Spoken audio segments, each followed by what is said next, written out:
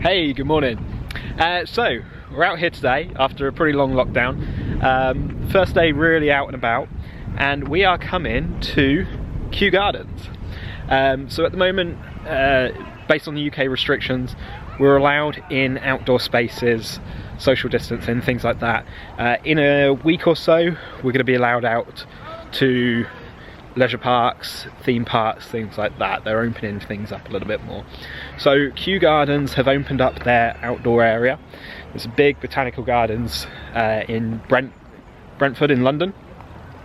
So we're going to have a little bit of a walk around here. We've got ourselves an afternoon tea as well. Thinking it was going to be a good idea because it was going to be warm, but it's probably about 8 or 9 degrees C out here. I don't know what that is in Fahrenheit, so I do apologise. Tickets today are £15 per person. You book them online through places like C Tickets, and you're not allowed in unless you've got your ticket. So there you go. Parking is pay and display. There's a few car parks that you can go to. I'll put a link to everything down in the description. But follow us along. We're going to have a good day just walking around, exploring. Hit the thumbs up if you're going to be enjoying the video throughout, and love for you guys to hit the subscribe button and bell icon to be notified when we post all new videos. It's going to have an adventure. If you've got a membership, you can get in free of charge. It's not the £15 that I mentioned. But they do offer guidebooks as well, so we got one of those. This is £6. It's a little bit expensive, but look at that. I mean, it's a pretty big guidebook. We've also got a map as well, so we're going to follow the trail. We came in through a different entrance. Victoria Gate, I think, is entrance 1, the main entrance. We came in at Brentford Gate, and that's between number 3 and 4 on the map. So we're going to start from number 3, make our way round. We get about halfway round, we're going to have ourselves a little picnic and see how that goes.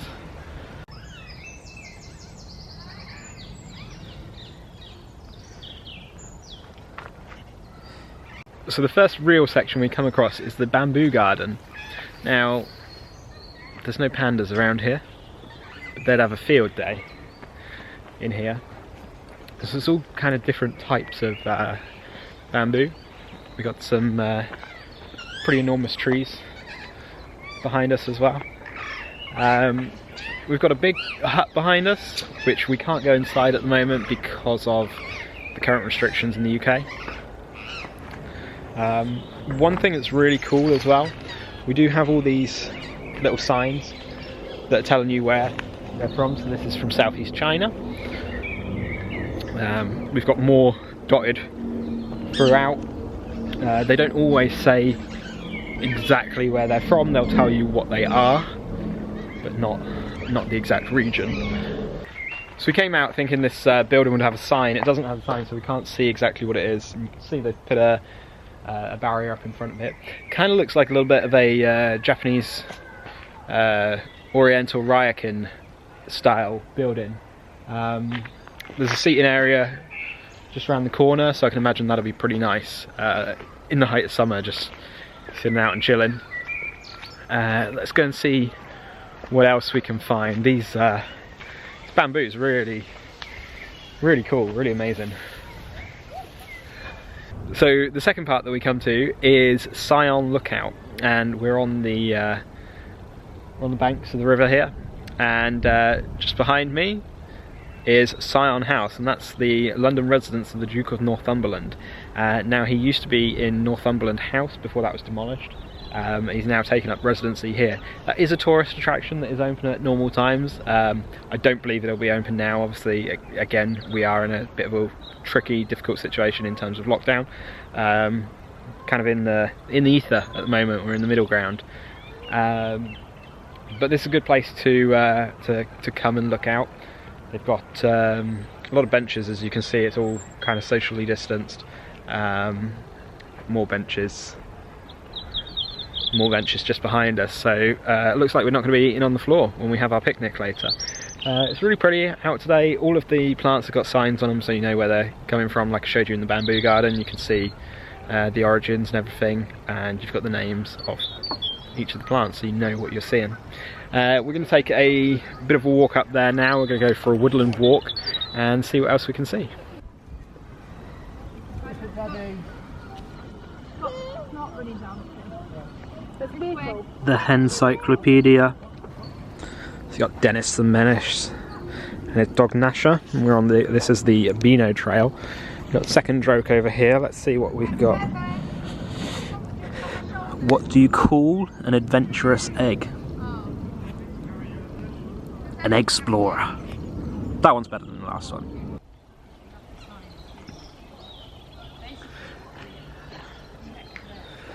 Alright, the next stop is the Woodland Walk.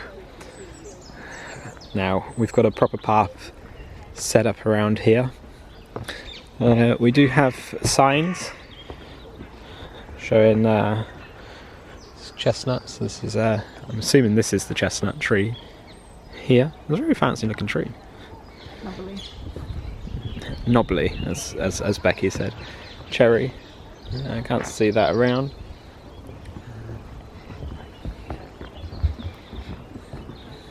Beach. We're not by the beach though. We got a bug hotel here. Look at that. They got all their little rooms. All those little holes are their rooms. Kind of looks like a capsule hotel in Japan or something. Oh, we can have afternoon tea with Dennis and Gnasher. Be careful, people climbing on the table here. Not got very good table manners. We must recover the stolen bananas before it's too late. But first, we all deserve a lovely cuppa and a nice slice of cake. Oh, it's Dennis's birthday. Right, so this is the log trail. Here you test your balance in the natural play area. Can you navigate to the end without touching the ground? I think this is made for children, so let's see if we can give it a go. You gonna follow me?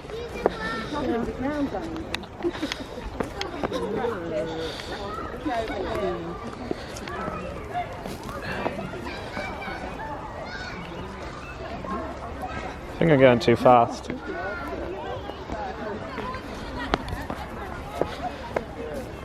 Left or... well, I can't really go left, can I? I am not going to get through that log. No. You climb through that log, I wouldn't do it. I wouldn't get through. Take the shortcut. Can I do the gap? Oh! When you're an adult, you can do grown-up things.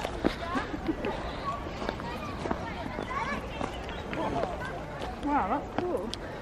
It's really well designed, actually. Natural play area. Stopping early, I'm glad. I wouldn't have been able to do all of this part without falling off. This part's not too bad, but as it gets up here...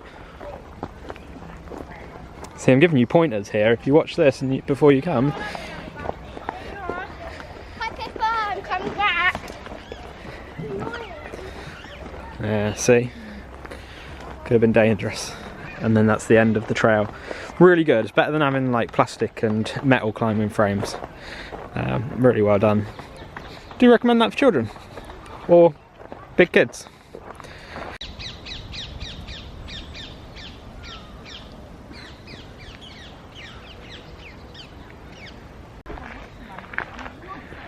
So behind us we've got Queen Charlotte's Cottage.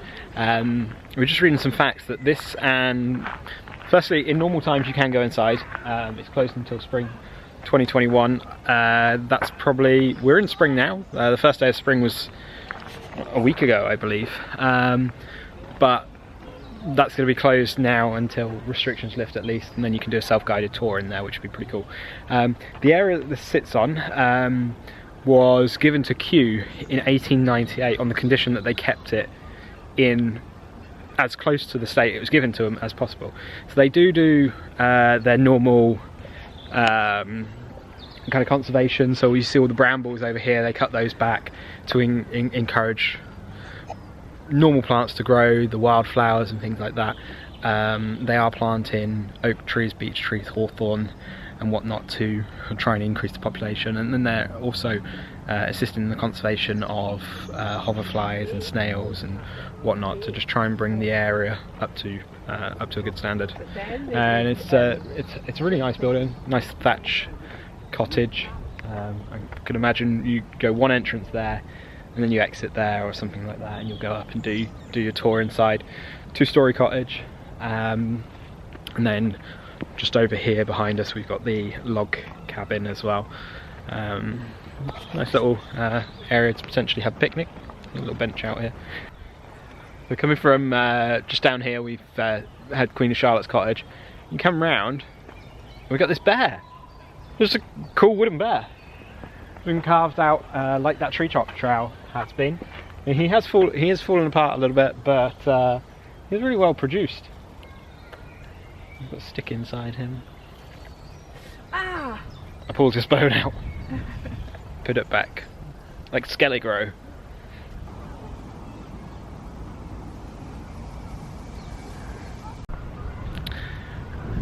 The bridge that we are about to cross is called the Sackler Bridge. Now, it's built in 2006 by an award-winning architect. Obviously he didn't build it, he designed it. But the idea of the design, and you can't really see it from here because I'm at a funky angle, but if you look downstream from the lake, it looks as though there's no sides to it. It's designed to look that way so you can just see straight through it. It just looks like it's floating, and it takes you quite low over the water. Now, as you actually go onto the bridge, you see that it does, of course, have sides. It does look a little bit dangerous, maybe things could fall through. There is also a child right on the edge of the water, which isn't particularly safe. What can you do? It's made of black granite, this bridge, and it actually curves around as well.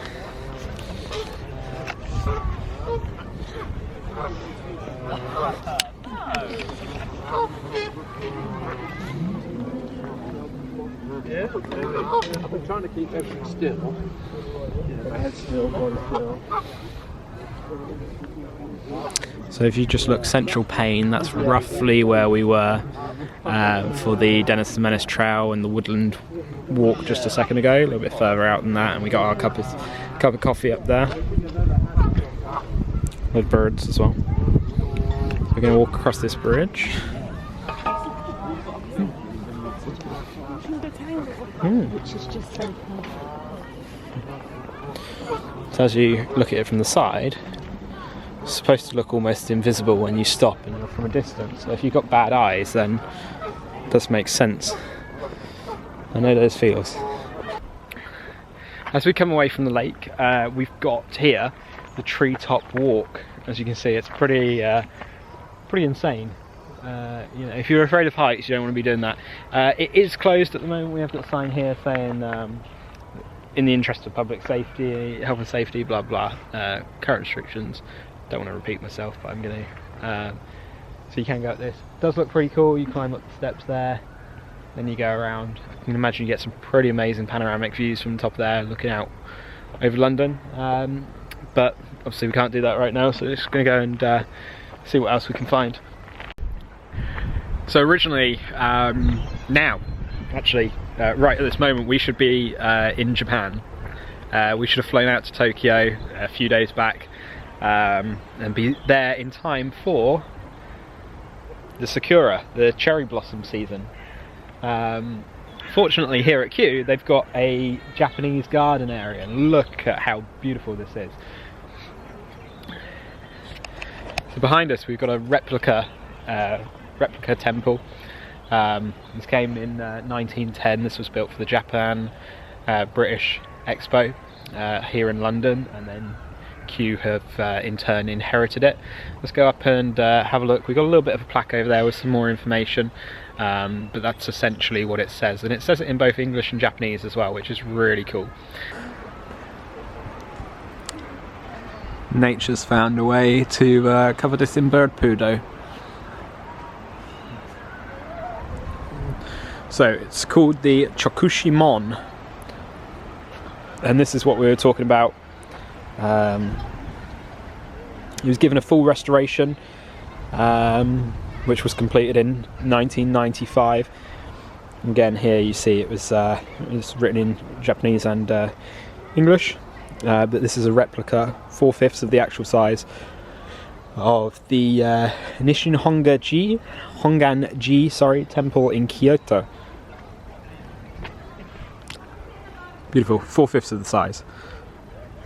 Part of traditional Japanese culture, at least from the West, we see Zen Gardens as being a very integral part of Japan and Japanese Oriental culture. So they've actually got that here as well. They've got a Zen Garden just down here, and just over here, as you can see, there's a peacock as well. He's just chilling in the Zen Garden, even though it says do not walk on the Zen Garden. So continuing with our seemingly Oriental theme, we've got this, the Great Pagoda, and I apologise for the unflattering angle, but it is huge. So this was completed in the 17th century. It's been around here for a number of years, and way back when it was actually like vibrant red. This is designed by an English architect on his travels to China. He took inspiration from that to design this. You've got the dragons encircling the outside of it, and what is it? It's probably 8 stories high. You can actually do tours of this in the summer as well. They're currently opening the pre-bookings for the 5th of June 2021. We're currently in April, so we've got a little while to go just yet. But we're quite far away from it at this point, so you can see the sheer height of it. It's massive. It'd be cool to go up. Alright, so we're going to have ourselves some afternoon tea. Now you can buy food at Kew Gardens. They do a little picnic with sandwich, little cake, packet of crisps, bottle of water. It's £7.50. You don't have a choice in the sandwiches either, so we chose to not have that, and we've gone for a place called Wild Strawberry Cafe. Now this is just on the outskirts of High Wycombe in Buckinghamshire. That's our local area, so we've got that. Let's have a look at what we've got. Cute little sign with love from Wild Strawberry Cafe. Alright, let's open this up. Alright, so we've got some tea, got some clotted cream, and that's a scones, and they've given us a menu here as well. So you've got tea bags to make your own cup of tea. We knew that was part of it, but we have made our own cups of tea anyway. Chicken, basil and lemon buns, smoked salmon bagels, lamb, mint and pine nut sausage rolls, watercress and goat's cheese tarts, and then you got the sweets there. Carrot, coconut, rose loaves, chocolate and salted caramel brownies. I'm gonna love that. The cheesecake pots are gonna be insane, and then you've got the scones, the clotted cream, and the jam. So all in, pretty good selection there. This was £40. As you can see, it's quite a well packaged box. A little bit of a mess here because we've had it in the bag. But yeah, there's little brownies packaged up really well. Good quality products as well.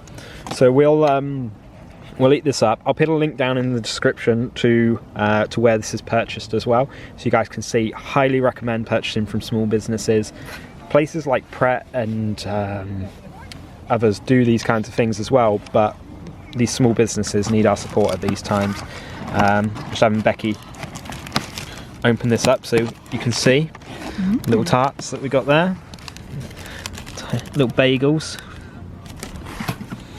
Then obviously, as I showed you, the brownies as well. Got some scones,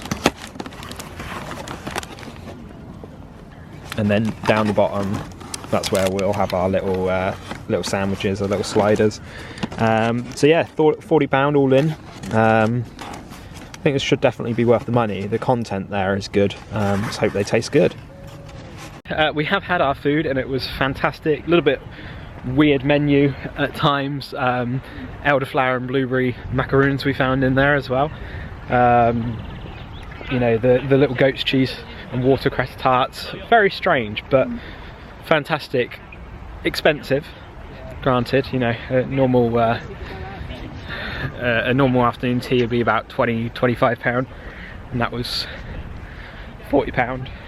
Over here on our left we've got the Temperate House, and that's the main botanical gardens here at Kew. Obviously, again, restrictions, it's closed at the moment, but you can see it's a big old glass greenhouse that you go inside, you walk around. Very tall in the centre, so they're going to have a lot of tropical plants in there. Really nice. So we'll try and come back once restrictions are lifted in a little way. My hair is going complete mess at the moment. Again, we can't go to the hairdressers, so what can you do? The 12th can't come soon enough. Part of Kew Gardens and the Royal Botanical Gardens of Kew is the greenhouses. The massive, huge, iconic greenhouses. So this is the Palm House, tropical rainforest. Again, it is closed at the moment. Speaking of Becky, typically there's a lake on the other side, and during Christmas at Kew they project stuff from the lake onto this house, this rainforest palm house. But you get some really good shots straight down the mall here. You can see all the condensation on the inside, where it's obviously incredibly hot on the inside and incredibly cold on the outside. So that's pretty cool. We will get in there at some point soon, when everything gets back to normal. So just around the other side of the palm house at the moment, as you can see, it's a pretty huge building. You've got the gardens in front of it. These are all obviously really well maintained. This is the lake that we were just speaking about. So that's where you'll have the projections going from, and then they'll be on here. The final large greenhouse that we have here is the Princess of Wales greenhouse. Now this was opened by Princess Diana of Wales back in 1987, prior to her death. I believe she died in 1997. Really interesting designs with all the pyramids. Really quite cool. This is like one of the 3 large greenhouses along here. So we'll go up, sort of get a side profile view of it.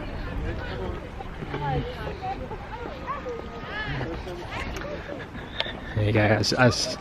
As you can see, it's sort of many interconnecting pyramids.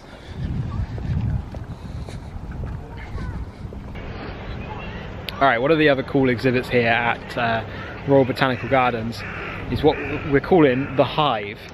As you can see, it's kind of designed to be a little bit like a beehive, and this is done through research into conservation of bees and their habitats and things like that. It's made up of 170,000 individual components. 17 metres high, and it weighs 40 tonnes. So, inside you've got little LED lights as well, and obviously as it gets darker throughout the day, that'll be really cool as they light up. Let's go inside, because you can go inside. It is an open air structure, so rules and laws don't apply to open airs. Let's go inside and have a look. See what it sounds like as well. Right, let's head inside the Hive. Very messy. Oh. Glass floor. You can hear a buzzing inside. So this is the LED lights that we've got. And again, that's the open air structure.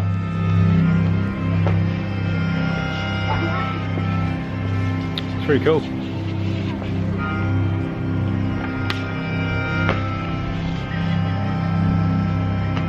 Really cool. You got like the speakers, you got the lights. Again, as I said, 170,000 individual components. It's pretty crazy. So we made our way to the Orangery, and one of the cool things, because you can't eat inside at the moment, they've got all these little huts out. We've got a hot dog and burger bar. Burgers $9.50, hot dogs $6.95. They got Lebanese barbecue. They got ice cream here. They got barista coffee and snacks. Pretty good. Really nice area. Got bluebells sprouting over there, so we're gonna have a look at those in a minute as well. Alright, we came from the Orangery. We got an ice cream. Single scoop's $2.95. It's a little bit overpriced considering single scoop is, you know, a tiny amount, but happy to help out at the moment.